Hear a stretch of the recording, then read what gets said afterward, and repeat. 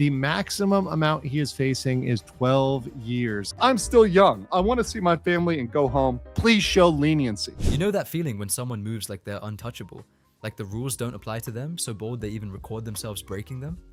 That's Johnny Somali right now, and after watching this whole meltdown unfold in South Korea, it's clear this isn't some small legal speed bump anymore. This is the wall at the end of the road. This man didn't just mess up once or twice. He shut every exit, burned every connection, and somehow convinced himself he was winning while live streaming his own downfall in 4K. Johhny isn't just looking at trouble, he's staring at serious prison time, and that American passport he leaned on so heavy isn't saving him now.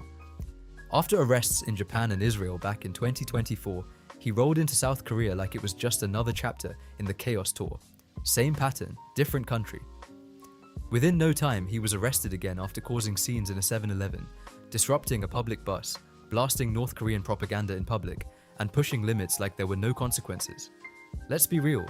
When you spend months disrespecting a country, mocking the culture, and then plead not guilty to charges while there's footage of you doing it, that's not strategy. That's gambling with everything you've got. The math is cold and simple. He's reportedly facing up to 12 years maximum based on the current evidence. The maximum amount he is facing is 12 years. And that's just off what's stacked so far. He already pleaded guilty to several charges because even the best spin can't turn obstruction and public nuisance into performance art when it's all on camera. But the deepfake charges? That's where it gets serious. He allegedly distributed AI videos featuring Korean creators, and even while fighting those charges, he admitted to sharing the content. That's not some mastermind defense, that's walking into court with your own receipts. On February 27, 2026, he went back to court for closing arguments, and instead of calming things down, reports say he made it worse. According to Legal Mindset, he apologized but also claimed he'd been held captive in Korea for a year and a half. That did not land the way he probably hoped.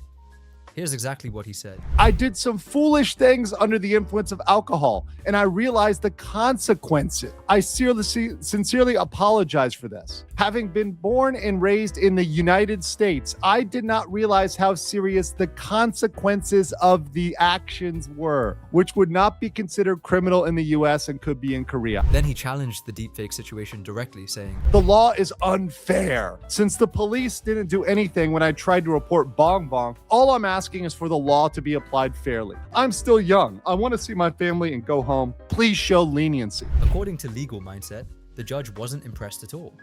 Instead of sympathy, it reportedly came off like he was blaming the system instead of fully owning it. That's not the energy you want in a courtroom, and here's the part that raised eyebrows everywhere. The prosecution recommended 3 years in prison with labor, a fine of 150,000 won, and placement on the sex offender registry. That registry part could follow him even back to the United States, and failing to register there could bring even more legal trouble. He asked to be sentenced quickly, but the judge refused. Now he's set for sentencing on April 15th, and every move from here is locked in front of the court. Meanwhile, witnesses are lining up. Bong Bong and Youngman are connected to the deepfake situation, and then there's Dalgan, the former Navy SEAL who went viral for knocking Johhny out. The same guy Johhny reported after claiming he doesn't rat on anyone.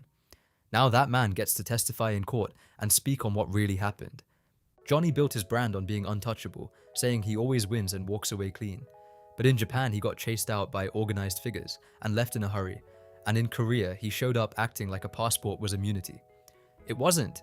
Within hours of arriving, he was already pushing boundaries, jumping on stages, provoking locals, playing propaganda in public spaces. That kind of move in a country technically still in conflict with North Korea? That's not edgy content. That's reckless. And the wild part? He researched laws on stream before breaking them anyway. That's not ignorance, and that's documented intent, and prosecutors don't need detective work when the evidence streams itself. Then there was that first court appearance where he reportedly showed up late and acted out. When you're standing before a judge, that's not content time. That's reality time. Even other controversial streamers have distanced themselves. I get it. Why would I want to help you? I would never help you. I don't like you.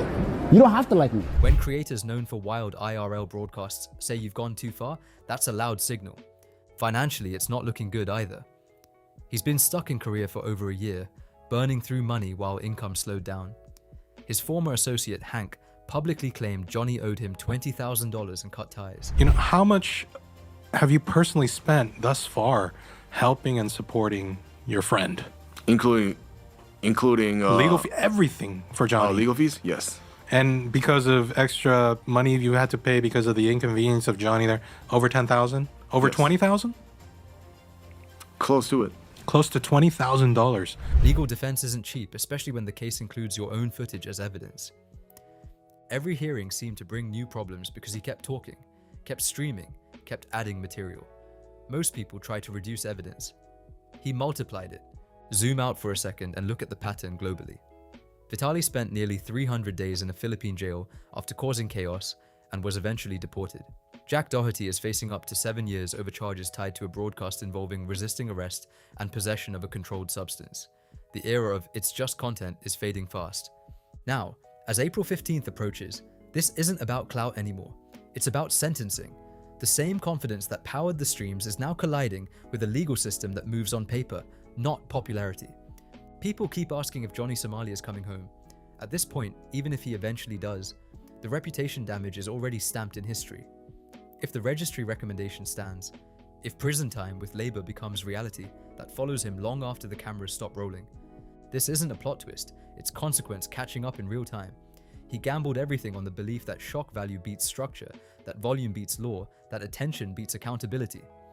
Now the House isn't just watching, it's calculating, and in this game, the rules were never optional.